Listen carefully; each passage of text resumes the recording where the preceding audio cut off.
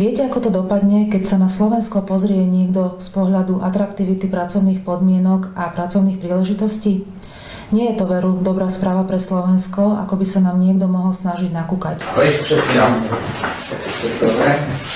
Peťo, povedal si mi, že máš nejakú dobrú správu, ale máš slova, alebo to natáčame. Máme výsledok hospodárenia štátu za minulý rok, no a je o miliardu lepší, ako sme pôvodne plánovali. A Ľavica je výborný hospodár a dokáže prinášať fantastické hospodárske výsledky. V globálnom rebríčku hodnotiacom 118 krajín z hľadiska pracovných podmienok a príležitostí skončilo Slovensko 37.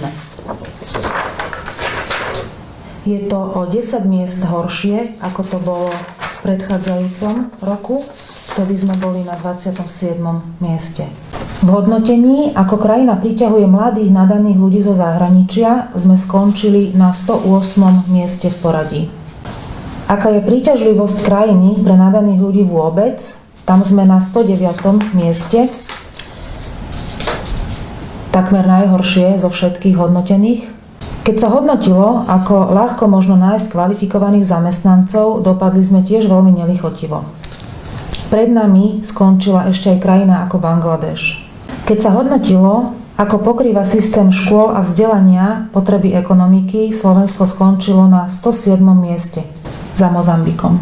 Na záver ešte jedno hodnotenie, systém daní a odvodov, ako tento systém motivuje ľudí, aby pracovali.